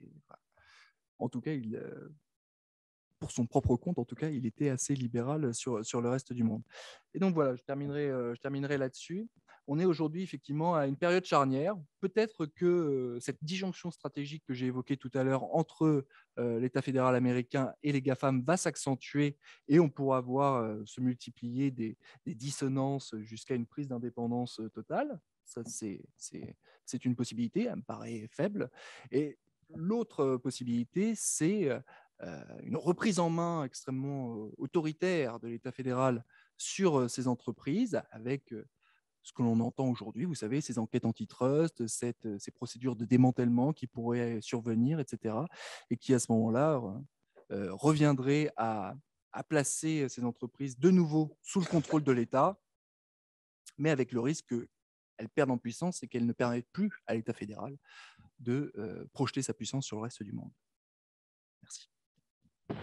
Merci Charles. Et il y a probablement une incertitude en fait sur ces évolutions qui est liée au fait que on se retrouve aujourd'hui confronté au pouvoir d'un troisième acteur qui est renforcé pour le coup paradoxalement par les réseaux sociaux et par les instruments mis à notre disposition par ces acteurs numériques. C'est la question des sociétés civiles et le poids des sociétés civiles en fait. Et je crois que quand il a été question de démanteler les GAFAM, il y avait quand même une très forte influence d'une certaine gauche ou d'un certain renouveau de la gauche américaine avec la volonté d'affaiblir ces entreprises. Je me tourne peut-être, avant de prendre des questions de la salle, vers Félix Torres, parce que j'avais une question sur ce nouveau paradigme dont vous avez parlé et que l'on comprend bien. Et je pense que la guerre commerciale qu'a lancée Donald Trump était l'un des événements et l'un des aléas de ce paradigme. Mais la question que je me posais autour de ça, c'est à la fois la question des conséquences économiques et sociales, d'une part, de ces nouveaux paradigmes et de cette nouvelle organisation autour de régions, voire de blocs, suivant le vocabulaire qu'on choisit. Puis la question qu'on peut aussi se poser, c'est la question de la façon dont va s'organiser la transition énergétique, la lutte contre le changement climatique dans ce contexte-là, avec à la fois une transition énergétique qui redéfinit un certain nombre d'avantages comparatifs d'un certain nombre de régions ou de pays. Ça, c'est un premier aspect. Et puis, d'un autre côté, le risque que ces préoccupations passent à la trappe parce qu'on a d'autres chats à fouetter. Oui, pour réagir à votre question, Sylvie, mais aussi à l'exposé de Charles, quand il y a les choses, j'aime bien le recours au concept de Bourdieu, le champ, parce que je crois que il y avait un philosophe marxiste qui s'appelait Althusser qui parlait de l'histoire comme un procès sans sujet. Je pense qu'on a un peu trop tendance à voir l'histoire comme manipulée ou avec comment dire, des acteurs agissants décrétant, c'est-à-dire l'État américain, l'État fédéral. Bon, qu'est-ce que ça veut dire l'État fédéral américain, l'État français, le planning. Il y a toute une pensée un peu héritée de l'après-guerre, où c'était quand même le cas, dans l'économie fordiste d'après-guerre, qui était une économie fermée, où bon, il y avait les États, bon, le New Deal, etc., et dont l'État pensait, ou les élites de l'État, ou les cercles autour de l'État, bon, prenons un exemple classique, le libre-échange, le libre-échangisme américain imposé, j'aime pas le terme, mais bon, imposé à la planète à partir de 1945, c'est Cordell, le secrétaire d'État de Roosevelt. On lit les articles de Cordell, les interventions de Cordell. Il dit voilà, on ne va pas répéter la crise de 29 et l'entre-deux-guerres. Le doux commerce, le libre-échange, c'est la meilleure manière de sortir d'un monde cloisonné et guerrier et affamé. On a une pensée claire, et clairement, l'Amérique peut se le permettre. C'est l'Amérique vainqueur de la Deuxième Guerre mondiale. 45-46, bon, elle installe, elle déroule. Bon, elle déroule. Aujourd'hui, j'ai l'impression que les choses sont devenues extrêmement floues, hein, comme la notion d'incertitude. Et de ce point de vue-là, il est très difficile de distinguer des logiques. Alors, les logiques s'affrontent, des intérêts s'affrontent, et clairement, se contrebalance, se négocie, mais il n'y a plus, il y a plus le côté schématique État versus entreprise qu'il y avait avant. Et donc, l'exemple de Google que vous citiez, Charles, c'est intéressant. Bon, moi, je veux bien que Google était un chinois, mais moi qui allais en Chine à partir de 2013, j'ai plus Google sur mon ordinateur, c'est fini. Vous voyez, il faut que je passe par Baidu, que j'apprenne le chinois. C'est-à-dire que clairement, à la fois Google travailler avec l'État chinois ou une partie de l'État chinois, et en même temps, il était complètement barré désormais. On n'avait plus accès à Google, alors qu'on avait jusqu'en 2013 ou 2014. Donc, clairement, je crois qu'il faudrait, un deuxième concept qu'il faudrait utiliser, c'est la logique de fractal, le millefeuille, cher à Tom, ce physicien français ou ce mathématicien français, qui est de dire, même une entreprise, au sein d'une entreprise, elle peut ignorer ce que fait son bras droit de son bras gauche. Elle peut avoir des logiques contradictoires en son sein, et bien sûr au sein de la société civile, et bien sûr par rapport à l'État. Elle a ses intérêts, elle a un nœud d'intérêt, comme les États ont un nœud d'intérêt, avec un nœud de lobbying et le nœud de force de pression politique, sociale et société civile. Et aujourd'hui, tout ça se noue de façon extrêmement complexe. Alors, la question que vous posiez, Sylvie, c'était celle est-ce que la guerre en Ukraine va, au fond, puisqu'il faut bien se passer du gaz russe, du pétrole et du charbon russe, bah allez, passons-nous des énergies fossiles et basculons dans le renouvelable, et donc à l'État de faire une belle transition énergétique, de faire une belle transition, isolation des logements, de faire, bref, à l'État de faire du planisme intelligent. Eh ben, on voit que les choses sont beaucoup plus compliquées que ça. Et même l'État français, on ne peut pas dire qu'il s'engage très résolument dans cette voie, hein. D'après ce que je peux lire, ce n'est pas mon sujet de prédilection, mais bon, et on voit bien sûr le jeu américain. Bon, alors, oui, bien sûr, le jeu américain, il consiste à dire, nous, on a du gaz de schiste, et il va remplacer avantageusement le gaz russe. C'est un marché, quoi. La planète, l'histoire est devenue un gigantesque marché où il est très difficile désormais à un acteur omniscient de dire voilà ce qui va se passer. Alors, prenons un autre exemple qui est aussi important, toujours le même, qui est la Chine. À l'évidence, quelle est la rationalité de la Chine dans l'opposition entre Russie et monde occidental avec la guerre en Ukraine? On voit bien ce que la Chine pourrait gagner dans tout ça, en se mettant à mi-chemin, en jouant les tiers acteurs, en disant moi, un monde multilatéral où il y a l'échange général, c'est bon pour tout le monde et c'est bon pour mes marchandises et c'est bon. Eh bien non, on voit la Chine se serrer, se poltonner contre son ami russe sans qu'on puisse glisser une feuille de papier entre les deux. Bah, c'est pas rationnel, ça. Où est la rationalité du président Xi Jinping à ce moment-là? Donc, je dirais, voilà, on est rentré dans quelque chose, aujourd'hui, dans un monde tellement foisonnant et complexe que bon, la résultante dans nombre de domaines est extrêmement confuse et incertaine. Dernier point, finalement, ça marche quand même. Regardez l'Europe. L'Europe à 26 ou 27, c'est quand même beaucoup, 27 États. Ben, elle converge. Elle converge alors que 27 États, bon, si on met de côté la Pologne et encore ou la Hongrie de Orban, eh ben ça converge quand même. Donc je dirais, il y a tout un jeu d'interaction, de rapport de force, de projection utopique, de volontarisme, de non-volontarisme, qui fait que ce monde aujourd'hui est passionnant à observer quand même. Mais je crois qu'il ne faut surtout pas chercher la monocause. Et quant au rôle des États-Unis, je pense que quand même, on a un peu trop tendance à les enterrer, hein, je dirais clairement. Ils changent de paradigme. Il faut le voir ce que les think tanks américains disent du rôle américain dans le monde aujourd'hui, comment ils voient les rapports de force, parce que quand même beaucoup de choses se font à Washington. Dernier point, une petite anecdote, mais ce n'est pas une anecdote. C'est-à-dire, j'ai travaillé sur le moteur de l'avion, le CFM56 entre Safran et General GE. Et donc, je connais bien le dossier. J'ai rencontré les acteurs français américains de cette époque sur la décision ou non des Américains de donner à à la France la partie chaude du réacteur qui est devenu le réacteur le plus vendu dans le monde et qui a fait un peu la fortune du groupe Snecma Safran. Enfin, quand on voit la façon dont les rapports dont ça se passe au niveau, dans les entrailles de Washington, la façon dont entre tel laboratoire, telle direction de la défense, tel lobbyiste, tel machin, tel truc. Par exemple, à un moment donné, le PDG j'ai écrit une biographie sur lui, René Ravaud de Snecma, comprend que GE n'a plus les antennes à Washington. Général Electric quand même. Hein. Et donc, il fait intervenir une autre personne qui restera inconnue de tout le monde, y compris les acteurs que j'ai rencontrés, et qui fera débloquer le dossier. C'est-à-dire, et jusqu'à présent, personne ne savait qu'il avait existé, cette personne-là, et pourtant, ayant les archives, et pourtant. Donc, c'est-à-dire, c'est extrêmement compliqué, et c'est un jeu à plusieurs bandes dans lequel il n'y a pas un acteur qui décide, les autres qui résistent, les autres qui s'interposent. C'est devenu très complexe. Mais ça fait l'intérêt de lieux comme l'IRIS et de ce débat. Est-ce qu'il y a des questions dans la salle? Oui. Ah bah, il y en a déjà 3, donc on va prendre les 3. Non, d'abord madame, et puis juste après à vous. Excusez-moi, vous ne pouviez pas la voir. Comme le micro arrivait de l'arrière, on va le faire dans l'ordre logique. C'est bon.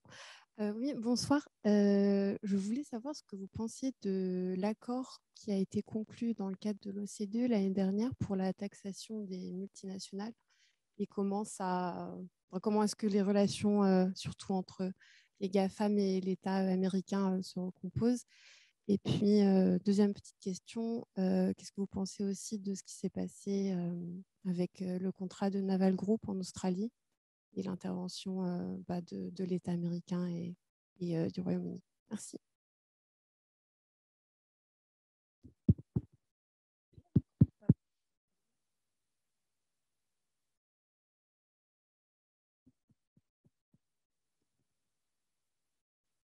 Bonsoir, j'avais aussi 2 questions. Une sur la monnaie de Facebook, la Libra, et je crois le projet a été enterré très récemment. Mais je voulais savoir un peu votre vision de cette histoire. Et puis la deuxième, je ne peux pas m'empêcher de poser la question sur les responsabilités des entreprises françaises à qui l'État demande de se retirer de Russie actuellement. Certaines disent que c'est faire le jeu de Poutine de se retirer ou de rester. Enfin voilà, j'aimerais bien avoir votre commentaire là-dessus.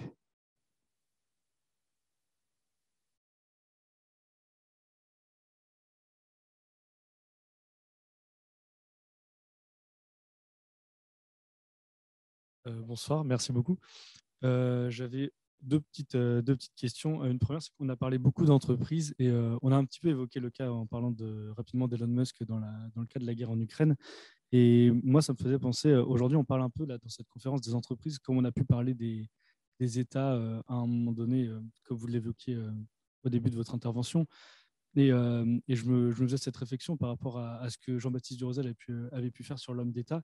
Est-ce qu'aujourd'hui, on peut avoir cette même théorisation sur le chef d'entreprise en fait, et comment le chef d'entreprise peut impacter ces relations et les entreprises de façon plus directe? Parce qu'aujourd'hui, on le voit avec des personnes comme particulièrement Elon Musk, parce qu'il fait beaucoup l'actualité, mais peut-être des anciens chefs d'entreprise comme Bill Gates ou comme Jeff Bezos sont aussi beaucoup impactés et fait du jeu politique. Donc, est-ce qu'on peut avoir cette réflexion-là ou non? Voilà. Et pourquoi peut-être?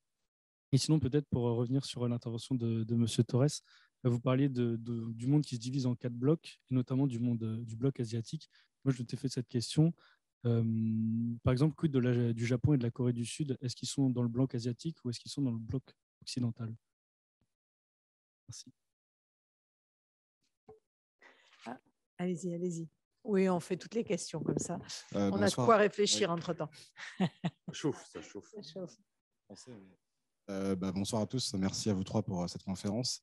Pour compléter la question de mon camarade, M. Torres, on a vu récemment le patron de BlackRock, je crois, qui a affirmé que c'était la fin de la mondialisation comme on l'avait connue jusque-là. Est-ce que vous êtes d'accord avec cette phrase du patron de BlackRock? Et on voit aussi pas mal d'économistes affirmer que ce serait la fin de Bretton Woods et donc la fin du dollar comme monnaie de référence. Je sais aussi que ça fait plusieurs fois qu'on ressort cette théorie à toutes les crises. Est-ce que si vous êtes d'accord avec ce principe? Et une question pour M. Thibault.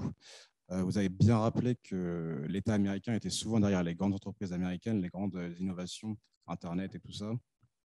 À une époque aussi, l'État français soutenait les grandes innovations, que ce soit le nucléaire, civil et militaire, le TGV, pour citer que les plus connus. Comment vous pourriez expliquer que justement on a perdu cette innovation, ce lien État-industrie? Est-ce que c'est une naïveté française? Est-ce que Maastricht a joué un rôle aussi là-dedans? Voilà, plus une perspective aussi historique entre le lien État-industrie. Merci.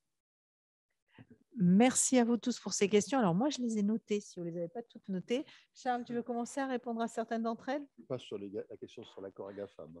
Je te la laisse. Merci. Oui, bah, peut-être pour répondre à la dernière question rapidement, parce qu'il y aurait plein de trucs à dire, mais sur la perte du poids moteur de l'État français dans le système technoscientifique français, sa capacité à ensuite se diffuser dans l'économie, il y aurait plein de choses à dire. Et il y a un exemple, à mon avis, assez frappant, c'est celui d'Internet, précisément. Avec Louis Pouzin, que certains connaissent peut-être ici, qui a été à la tête du programme Cyclades, qui était en fait une sorte de parallèle du programme ARPANET en France, qui a démarré sous De Gaulle et qui a été abandonné sous Giscard d'Estaing. Alors, ce qui est intéressant de voir, c'est que sans doute ce qui a joué, ce qui a fait qu'on a abandonné ce programme, qui aurait pu faire qu'on soit vraiment des leaders dans le domaine de l'Internet, c'est quelque chose de typiquement français, c'est le poids des grands corps de l'État, et en particulier le poids des grands corps du corps des télécoms, contre ce petit groupe d'informaticiens qui naissait, qui était encore très peu capable de s'imposer face à ces ingénieurs en télécommunications. Bon, passons là-dessus. Et aujourd'hui, oui, aujourd'hui c'est très simple. Hein. Pourquoi est-ce qu'on est incapable de reproduire ce qu'ont fait les États-Unis et ce que font aujourd'hui la Chine? C'est tout simplement parce qu'on est incapable de protéger nos entreprises et de les aider et de faire en sorte qu'elles poussent sans être assassinées par la concurrence étrangère. Ça, c'est lié au traité sur le fonctionnement de l'Union européenne, c'est lié à la sacro-sainte concurrence libre et non faussée, c'est lié au fait qu'on n'a pas de Buy European Act, c'est lié au fait qu'on n'a pas de Small Business Act. Bon, il y aurait plein de choses à dire là-dessus. Oui, vas-y, je t'en prie. Ça, c'est un point important, je le cite un peu dans mon article sur la question pourquoi l'État français a un peu lâché la cognée. C'est un sujet passionnant. En deux mots, il y a quand même l'échec de la politique industrielle française, qu'on appelle le mécano industriel, les années 70-80, qui s'achève avec Creusot-Loire, la déroute Creusot-Loire.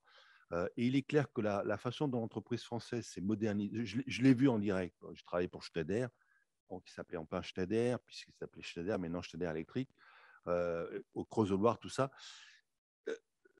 C'est-à-dire que tous les grands groupes français, soit ils sont morts, c'est-à-dire Technip, Péchinet et autres, soit ils se sont mondialisés, c'est-à-dire, et se mondialiser, ça veut dire quoi?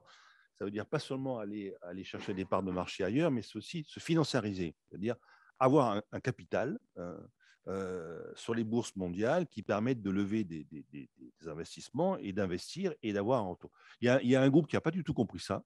C'est la Compagnie Générale d'Électricité, Alcatel-Alstom, dont j'ai fait l'histoire, paix à son âme, et un certain Serre de Turou, on va dire les noms, hein, Alcatel n'a pas compris que pour se mondialiser, il fallait aussi avoir une structure financière, une structure capitalistique correcte, avec un retour correct en bourse. Ce qui fait que, je l'ai vu de mes yeux vus, j'étais chez Alcatel à ce moment-là, la bourse s'est effondrée de 40% en 99, Alcatel s'est effondré complètement, alors qu'il avait de fantastiques atouts pour réussir.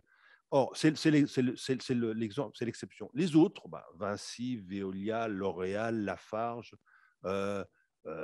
Saint-Gobain, tous, AXA, le peloton mondial aujourd'hui, Schneider Electric, ils se sont mondialisés. Et ils se sont mondialisés sans l'État. Ça, c'est très original dans l'histoire française. Ils se sont mondialisés contre l'État.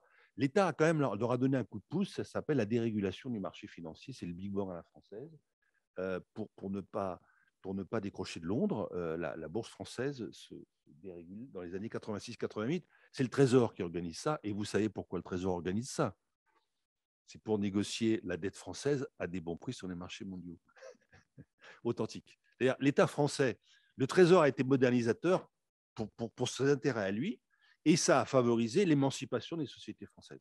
Un petit mot, vous avez tout à fait raison, Charles, sur la question des grands corps de l'État. Et moi, je trouve que les grands corps de l'État jouent un rôle extrêmement néfaste. C'est-à-dire, ils résonnent en filière. Alors, il y a un exemple classique, c'est le nucléaire. J'ai fait l'histoire du programme nucléaire français. La France construit un fantastique programme en moins de 8 ans, 58 tranches. Et puis, une fois qu'il est construit, elle ne sait pas quoi en faire.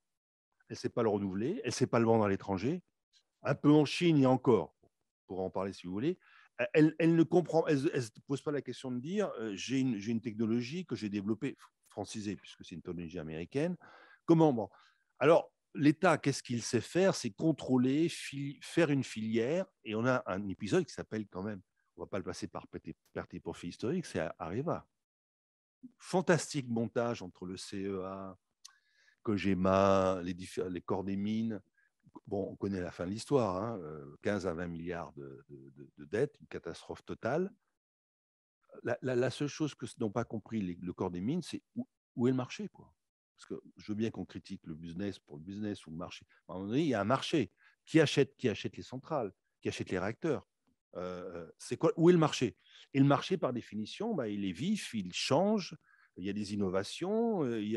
On a vu apparaître des acteurs comme Rosatom. Pour une fois, jetons la fleur aux Russes. Ils sortent quand même de Tchernobyl, l'écroulement de l'Union soviétique. Bah, Rosatom, avec les acteurs chinois et coréens, se taille de beaux succès à l'exportation. Ils exportent leurs centrales. Notamment, Rosatom fournit le financement clé en main pour les pays émergents qui n'ont pas toujours les capitaux. Et la France est totalement absente. La France, elle consiste à dire, le jeu nucléaire d'Areva à une époque, c'est on a l'EPR. On va vous vendre l'EPR. L'EPR, ça coûte extrêmement cher. Voilà, c'est comme si. Vous avez autre chose à vendre? Non, on n'a que l'EPR. Bon, très bien. Donc, je dirais, il y a un échec. Alors, l'État se retire parce qu'il comprend qu'il n'a plus la main, il n'a plus les capitaux, etc. Et en se retirant, il jette le bébé avec l'eau du bain, qui est une politique industrielle intelligente, raisonnée à l'échelle européenne. Et on en est toujours là, hein, parce que les hymnes à la réindustrialisation française, demandons aux entreprises, réinventons la politique de l'offre. Hein. Mais je dirais, là, je ferme ma parenthèse, je crois qu'il y a eu un tournant français, et l'exemple de Renault qui fabrique ses voitures ailleurs qu'en France. Les grandes entreprises françaises qui se sont mondialisées avec succès l'ont fait sans l'État, contre l'État et hors du territoire domestique français. C'est un cas français, alors que les Allemands ont fait moins grand, plus petit, moins ambitieux financièrement, avec le fameux Mittelstand. C'est un autre modèle. Non, c'est un autre modèle. Et puis, on n'a répondu qu'à une seule des questions qui ont été posées. Donc, on va essayer d'avancer un petit peu. On avait une question peut-être très simple. Et pour vous, Félix, sur le bloc asiatique, Japon, Corée du Sud, ils font partie de quel bloc? Asiatique ou occidental? Oui. Les dragons, ce qu'on appelle tous les pays de l'arc sud-est asiatique, Philippines, Indonésie, Inde, ils sont dans un accord commercial. Maintenant, la Chine voudrait bien y rentrer. Et c'est clair que… Alors, je pense que c'est aussi un défaut de l'analyse géopolitique à la française, pardonnez-moi Sylvie, pardonnez-moi Iris, mais qui voit les rapports dans le monde entre grandes puissances. Or, un des événements de la mondialisation, c'est l'arrivée des dragons asiatiques. C'est l'arrivée de tous ces États, y compris le Vietnam, qui taillent de part de marché en chantier naval, soit vous avez un iPhone, soit vous avez un Samsung coréen, soit vous avez un Xiaomi ou un Huawei. Bref, il est clair que quelque part, on voit apparaître de nouveaux acteurs. La Corée du Sud est un exemple fascinant en termes de percée mondiale. Et de ce point de vue-là, la France ne tire pas les leçons de ces acteurs. Non, tous ces acteurs ont une autonomie propre. Alors, pour dire un petit… Et donc, le bloc asiatique, pour moi, même, le Japon, la Corée du Sud, Taïwan, le Vietnam, toute cette zone-là qui est hautement stratégique et qui est extrêmement intégrée. Je crois que c'est une des raisons du miracle asiatique, on ne le souligne pas assez, c'est ce que la fameuse théorie du vol en oie sauvage. Je vous conseille parce que je trouve que c'est une théorie fascinante. C'est-à-dire c'est le Japon qui commence, puis après, c'est les 4 dragons. Et elle marche. C'est-à-dire que quelque part un pays qui va plus vite que les autres délègue ses productions à basse valeur ajoutée et à haut niveau de main-d'œuvre dans les autres vagues d'oies sauvages et se concentre sur le haut de gamme. Et il y en a 5, on est à la 5e ou 6e, et la 6e, elle passe par l'Éthiopie désormais, puisque bien sûr, la Chine, c'est la 3e vague d'oies sauvages. Donc, mais tout reste intégré. La force de l'Asie, c'est le complexe asiatique, il est interdépendant. Il joue parfaitement les avantages comparatifs. Quand il faut fabriquer à meilleur coût, on va le fabriquer à meilleur coût. Et, c'est l'exemple de Singapour ou de Hong Kong à une époque. Hong Kong et Singapour à une époque étaient des centres d'industrie légère. Aujourd'hui, c'est de la finance, c'est du high-tech, c'est de la recherche, c'est autre chose. Je voudrais dire un petit mot sur AUKUS, très rapidement. Je vais être encore méchant, mais il ne faudrait pas confondre tactique et stratégie, quoi. C'est-à-dire la France, en vendant des sous-marins à l'Australie, a dit, bon voilà, je crée un arc asiatique, je suis présent dans l'Indo-Pacifique. Très bien. Enfin, et donc là-dedans, j'en profite pour vendre mes sous-marins qui sont excellents, les Barracuda à propulsion classique. Sauf que le jeu désormais il est plus tactique, c'est plus des débouchés de marché. Le jeu il est stratégique et c'est un jeu de dissuasion, la propulsion nucléaire. Dans le journal de JDD non pas de ce week-end, de le précédent, vous aviez une interview d'une ministre australienne qui racontait ça, qui disait voilà, on a pris la propulsion nucléaire à l'AUKUS avec les Britanniques et les Américains parce que c'est stratégique, c'est de la dissuasion. On est face à un environnement, mais sur le Pacifique et mais sur la mer de Chine, qui change énormément avec la montée en puissance de la Chine. Et donc, il nous fallait une technologie qui soit dissuasive. Or, la propulsion nucléaire d'attaque, elle est dissuasive. Et le simple fait, alors, les gens disent oui, il faudra 20 ans pour qu'ils aient des sous-marins, ils ne sauront pas les faire marcher parce qu'ils n'ont aucune industrie civile nucléaire. Je vous donne la réponse. Les Américains ont trouvé le truc. Les Américains, ils disent un cœur nucléaire, une vie de sous-marin. Ça veut dire, on ouvre. Les Français, au contraire, ouvrent les sous-marins. Et ça marche aussi bien, pour des raisons. Mais eux, ils disent, on coule le cœur, il fonctionne pendant toute la vie du sous-marin nucléaire, et après, on récupère. Voilà. Donc, ils installeront les sous-marins tout près. Mais déjà, le fait même qu'il y ait un accord est dissuasif par rapport à la Chine. Donc, de ce point de vue-là, je crois que la France n'a pas vu, bien sûr, venir l'accord AUKUS, mais aussi, elle n'a pas perçu que si elle voulait être un acteur, je suis très prétentieux en disant ça, mais si elle voulait être un acteur qui pèse dans la région, et elle doit peser dans la région, puisque nous avons la Nouvelle-Calédonie, nous avons 2 îles dans l'océan Indien, nous avons le Pacifique Sud, il faut jouer stratégique. Et donc, se donner les instruments du jeu stratégique, notamment avec l'Inde en particulier. Et c'est compliqué, puisque chacun sait que l'Inde n'est pas une amie de la Chine, mais plutôt une amie de la Russie. Donc, vous voyez, le jeu est très compliqué, mais il faut le jouer à un niveau stratégique et dissuasif. Et la France l'a joué à une échelle en dessous, et le jeu a changé d'échelle avec la montée en puissance de la Chine, qui est inexorable et qui s'installe dans le Pacifique, en particulier aux îles Salomon. Donc, vous voyez, il est clair qu'on voit le grand jeu pacifique qui est en train de monter en puissance. Merci. Alors Charles, je me tourne vers toi, peut-être pour te questionner sur l'accord de l'OCDE et la taxation des multinationales. Comment est-ce que cet accord a été accueilli par les GAFAM? Il y avait également une question sur la Libra, la monnaie Facebook. Alors l'accord effectivement à 15%, accord historique, mais accord incroyablement bas par rapport à ce qu'avait proposé notamment Biden. Je ne sais plus, c'était entre 20 et 25%, 25%. Bon. Ce qui est intéressant, je trouve, et ça dit aussi quelque chose de notre gouvernement et de notre manière de vouloir reprendre à bras le corps ce problème, c'est que la France a fait partie des pays justement qui a voulu baisser ce taux à tout prix et s'aligner plutôt sur les moins 10 ans fiscaux du type Irlande par exemple, qui explique aussi pourquoi depuis une dizaine d'années, un peu plus, les discussions au sein de l'OCDE traînent beaucoup et nos propositions, les propositions, je veux dire, nationales de taxation de ces entreprises sont systématiquement rejetées ou finissent par faire des choses un petit peu esthétiques, cosmétiques, comme la taxe sur les GAFA de Bruno Le Maire. Pourquoi ?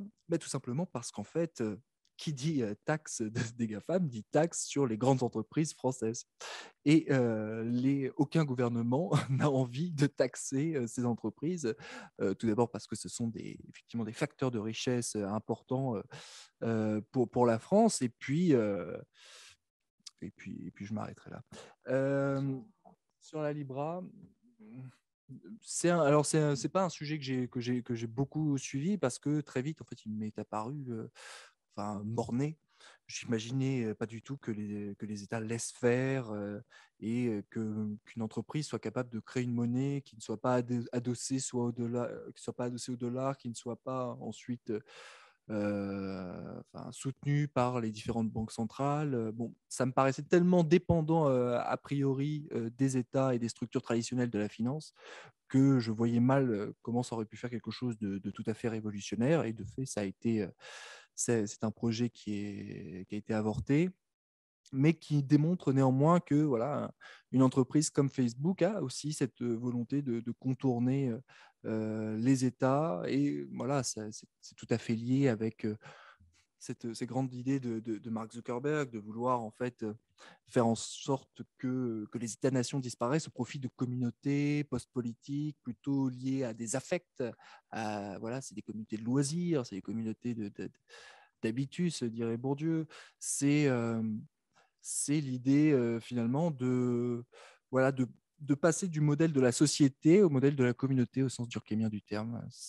On en revient à voilà, c'est une sorte de régression, de régression de la civilisation de ce point de vue-là, sans jugement de valeur du tout, vraiment. Non, vraiment. Et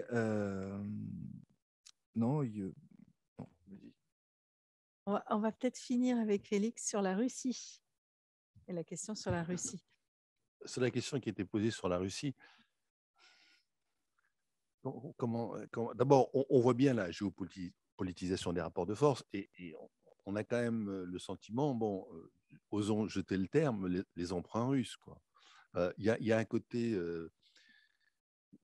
La France a toujours eu des yeux de chimène pour la Russie, l'escadrille Normandie-Yémen, la France entre les deux blocs, l'amitié franco-russe, même le tsar Alexandre Ier à Paris, enfin tout ce qu'on veut. Il y a toujours les yeux de sirène pour la grande puissance russe qui soit, bien sûr, la contre-alliée par rapport à l'Allemagne. Et donc, qui consiste à mettre les intérêts économiques français dans le même panier, ou je dirais de facto, avec les intérêts politiques de la France. C'est un petit défaut français, d'ailleurs, dans les négociations internationales, dans le business international, dans les grands accords. Souvent, la France met trop de géopolitique et ça ne marche pas. Et là, qu'est-ce qui se passe en Russie? Emprunt russe, vous connaissez la fin de l'histoire, on a tout perdu. Il aurait fallu faire attention. Il aurait fallu mieux évaluer la capacité de l'État russe de l'époque et de l'armée russe à résister à la Première Guerre mondiale. Là, il faut quand même le savoir, le gouvernement français a dit aux entreprises françaises, je le tiens de source sûre, hein, restez en Russie, faites le dos rond, attendez, ne repliez pas. Et puis, bon, on a vu bien sûr la tornade qui a été la guerre en Ukraine, avec la montée des sanctions, avec le fait qu'il devenait impossible de rester en Russie. Et donc, les entreprises françaises ont dû se replier, hein, peu glorieusement, ou essayer de rester dans les conditions que l'on sait avec Total. Je crois qu'il faut penser le nouveau jeu stratégique de ce point de vue-là. Et il est clair que, clairement, les relations d'échange avec la Russie sont coupées, vont l'être pratiquement à 80-90%. Elles vont complètement se réorienter. Le jeu des marchés va se rancher, le jeu des approvisionnements sera réorienté. Je crois qu'il faut le prendre, il faut l'anticiper. Et là, la France a un petit peu, et on le voit aussi dans une certaine timidité de la France à livrer des armes à l'Ukraine, pour être très clair, contrairement à d'autres pays. La France a un peu, c'est un peu comme quand Mitterrand allait en Allemagne de l'Est, vous voyez, où toujours l'hésitation, le retard à prendre en main la nouvelle tendance en cours. Donc la Russie, pour moi, c'est ça, c'est-à-dire clairement, on pouvait imaginer ce qui allait se passer. Il faut anticiper les nouvelles évolutions géostratégiques, se dire qu'aujourd'hui, un monde décarboné, se passer des énergies fossiles, c'est le pari des entreprises. Je voulais dire un petit mot sur Larry Fink. Il faut toujours se méfier des lettres de Larry Fink, parce qu'il y a un côté affichage. Si j'ai tout compris, je vais vous expliquer ce qu'il va falloir que vous fassiez, ce que je ne fais pas toujours automatiquement. Hein, non, mais la fin de la mondialisation, je ne sais pas ce qu'il a voulu. Je n'ai pas lu sa lettre, je connais les précédentes. Il est clair que non, la mondialisation va continuer, mais dans l'espace occidental, dans les autres blocs dont j'ai parlé, et avec le bloc chinois-russe, ça va être une série d'accords, de deals extrêmement vigoureux de savoir est-ce qu'il faut continuer à faire du business en Chine, en particulier. En Russie, bon, je ne sais pas ce qu'il faut espérer de la Russie désormais, mais quel business faire en Chine?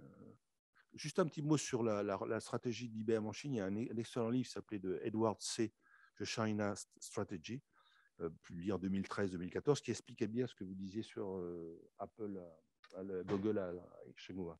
C'était de dire on ne vend plus des ordinateurs ou des outils, on vend de la collaboration de services avec la Chine, ce qui bien sûr est extrêmement ambigu et est extrêmement dangereux. Mais bon, voilà.